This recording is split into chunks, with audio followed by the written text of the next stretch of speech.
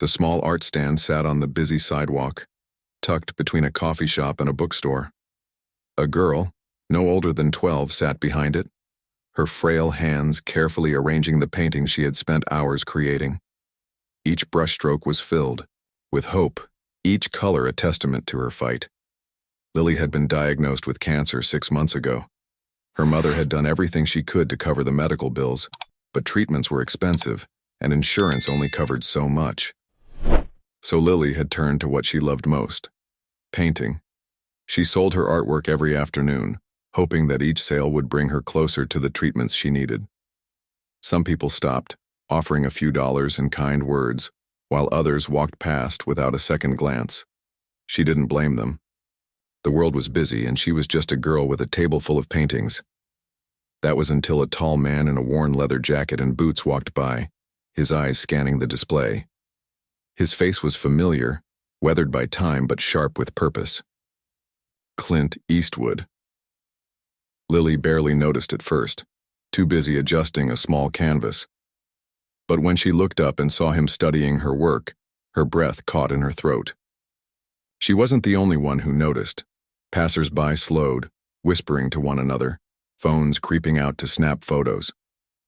Clint picked up a painting, a beautiful sunset melting into the ocean. The brush strokes were soft, the colors warm and full of life. He turned to Lily, his blue eyes filled with something she couldn't quite read. "You paint all these?" he asked, his voice deep and steady. She nodded, suddenly shy. "Yes, sir." He glanced at the sign taped to the front of the table. "Artwork for sale, helping fund my chemo treatments." His jaw tightened slightly, but he didn't say anything right away. Instead, he studied the painting again, then the rest of her work. "How much?" he finally asked. Lily hesitated. That one's $30. Clint was quiet for a moment, then reached into his pocket, pulling out his wallet. He took out a crisp $100 bill and placed it on the table. "I'll take it," he said. Lily's eyes widened. "But that's too much." Clint gave her a small smirk. "Nah, I think you're underselling yourself." Her mother, who had been sitting nearby, hurried over, her eyes misty. "Sir, that's incredibly generous," she said softly. But Clint wasn't done. He looked at the rest of the paintings, then back at Lily. "How much for all of them?" Lily blinked. "All of them?" He nodded. "Every single one." She did the math in her head. There were about 15 paintings left, maybe $300 total. Before she could speak, Clint pulled out more cash, setting down a thick stack of bills. "That should cover it," he said, his voice casual, as if he hadn't just handed over what had to be thousands of dollars. The crowd gasped. Lily's mother covered her mouth, tears slipping down her cheeks. Lily just stared, unable to find the words. Clint kneeled slightly so he was at eye level with her. "You keep painting, kid," he said. "You've got something special." Lily finally found her voice. "Thank you," she whispered. Clint nodded, then started gathering the paintings. Before he walked away, he turned to the crowd. "Anyone who can help you should," he said simply, then tipped his hat and disappeared down the sidewalk. Within minutes, more people started approaching the stand, asking about donations, offering to help. Some even slipped money into Lily's hands without taking a painting. By the end of the day, she had enough to cover months of treatment, and all it had taken was one unexpected stranger to remind the world that kindness still existed. Lily sat in the passenger seat of her mother's car, staring down at the envelope stuffed with cash. It didn't feel real. A few hours ago, she'd been hoping to sell just a handful of paintings. Now she had more money than she ever expected. More than that, she had hope. Her mother wiped away another tear as she started the car. "I don't even know how to thank him," she whispered. Lily held the small painting Clint had picked first, the sunset over the ocean. She wondered where he would put it. Did Clint Eastwood hang up paintings in his house? Did he even have time to? The next morning, Lily and her mom arrived at the hospital for her scheduled treatment. As they checked in, the receptionist glanced at the envelope in her mother's hands and smiled. "Looks like you had a good fundraiser." Lily nodded. You wouldn't believe it if I told you. Hours passed, the beeping machines and quiet murmurs of nurses filling the air. Lily had always been a little scared during treatments, but today was different. She felt stronger, like something inside her had changed. When they got home that evening, her mother's phone buzzed. She picked it up, her eyes widening as she read the message. "Lily," she breathed, "you need to see this." She turned, the screen toward her. It was a news article. Clint Eastwood buys young girl's artwork to fund her cancer treatment, then does something even more incredible. Lily frowned. Even more incredible? Her mother scrolled down. After buying all of Lily's paintings, Clint Eastwood reportedly contacted a close friend who owns a major art gallery in Los Angeles. Together, they've arranged a charity auction featuring her work, with all proceeds going toward her treatment and other children battling cancer. Lily's mouth dropped open. No way. But it was real. Photos of her paintings were already online, shared by thousands of people. Celebrities were commenting, promising to attend the auction. Donations were pouring in. Tears welled in her eyes, but this time they weren't from fear or sadness. Her mother knelt beside her, brushing a strand of hair from her face. "Sweetheart, I think your paintings are about to change a lot more lives than just yours." Lily gripped the small sunset painting, the one Clint had chosen first. She knew she would never sell this one. It would always remind her of the moment one man's kindness had turned everything around. She looked up at her mom with a determined smile. "Then I better start painting." And she did. The next few weeks were a whirlwind. Lily spent every spare moment painting, her small bedroom, transforming into a vibrant studio filled with canvases of all sizes. News outlets covered her story. Social media exploded with support and donations flooded in, not just for her but for other kids fighting cancer. The charity auction was scheduled to take place in Los Angeles at a prestigious gallery, and Lily was invited as the guest of honor. When she and her mother arrived at the event, she could hardly believe her eyes. The once distant world of high society was now standing before her, dressed in elegant suits and glittering dresses, all gathered to bid on her work. Lily clutched her mother's hand as they stepped inside. The walls were lined with her paintings, her sunsets, her ocean waves, her soft pastel skies. Each one carried a small plaque with the title and a note, created by Lily Andrews, a young artist fighting cancer. Whispers filled the room as people recognized her. Cameras flashed, reporters murmured, but Lily barely noticed. She was too busy, searching, and then she saw him. Clint Eastwood stood near the back of the gallery, dressed in a simple blazer and dark jeans, his signature calm expression in place. But when his eyes met Lily's, he gave her a small nod, the same steady, reassuring gesture he had given in the courtroom that day. She swallowed the lump in her throat and walked toward him. "Mr. Eastwood," she said softly. "Lily," he greeted, his voice warm. "Told you had something special." She smiled. "I didn't expect all this." He glanced around at the gallery, then back at her. "You earned it." Before she could respond, the auction began. One by one, her paintings were displayed and bid on, the numbers rising far beyond anything she had imagined. Celebrities, business moguls, and art lovers all vied for a piece of her work, not just because of her story, but because her art spoke to them. When the final painting was sold, the auctioneer announced the grand total, over $2 million raised. The crowd erupted into applause, but Lily was frozen in place. She turned to her mother, who was openly crying. "This is real?" Lily whispered. Her mother laughed through her tears. "It's real, sweetheart." Clint placed a gentle hand on Lily's shoulder. "Told you not to undersell yourself." The night ended with heartfelt speeches, more interviews, and promises from donors to continue supporting children's cancer research. As Lily and her mother prepared to leave, the ride home was quiet, but Lily's mind raced with excitement. She clutched the small auction program in her hands, scanning the names of the people who had bought her paintings. Each one had left a note, words of encouragement, promises to keep supporting her journey. Her mother glanced at her. "You okay, sweetheart?"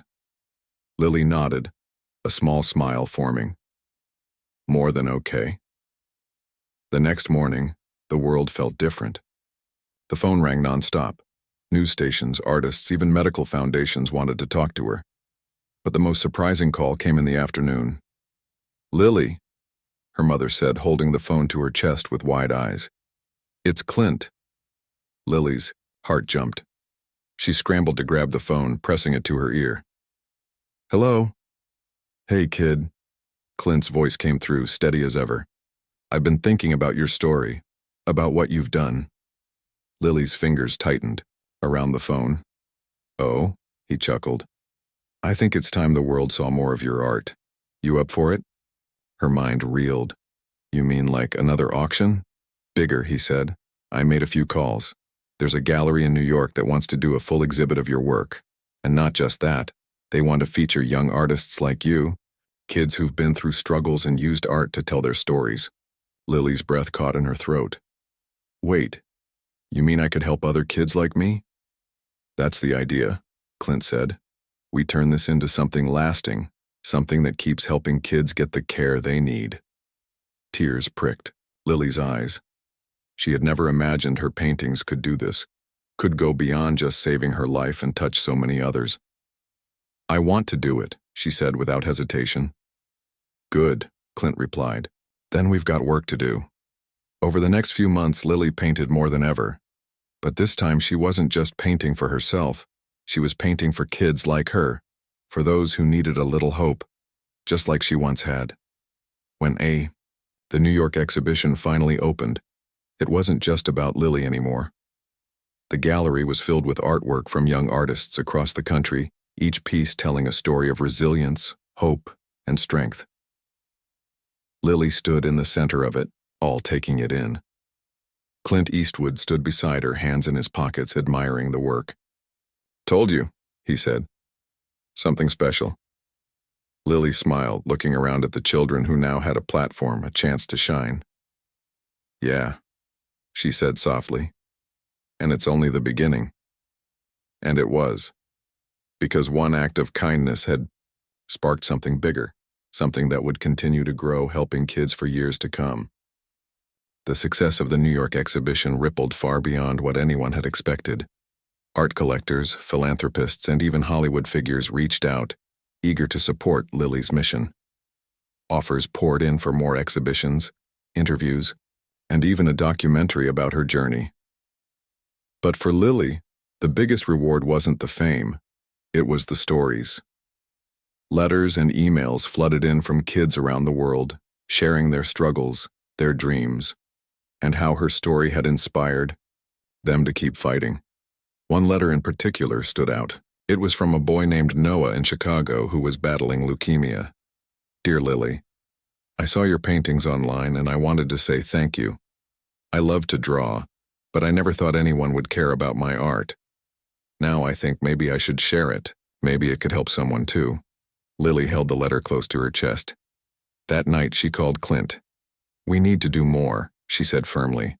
He chuckled. "I figured you'd say that." And so they did. With Clint's connections and Lily's growing influence, they launched the Brush of Hope Foundation, a nonprofit dedicated to supporting young artists facing medical challenges. The foundation provided art supplies, mentorship, programs, and even scholarships to kids who wanted to use their creativity to tell their stories. Word spread fast. Schools and hospitals partnered with them, and soon, Brush of Hope became more than just an idea. It became a movement. Lily traveled across the country, visiting children's hospitals, meeting young artists, and encouraging them to share their gifts. She hosted painting workshops where kids facing illnesses could escape, even for a little while, into a world of colors and imagination. And through it all, Clint remained by her side, attending fundraisers, making phone calls, ensuring that her vision kept growing. One afternoon, as they prepared for yet another gallery showcase, Lily turned to Clint and smiled. "You know, none of this would have happened if you hadn't stopped at my art stand that day." He gave her a knowing look. "Nah, you would have found a way." She shook her head. "Maybe. But you showed me that one act of kindness can change everything." Clint nodded, his voice low but certain.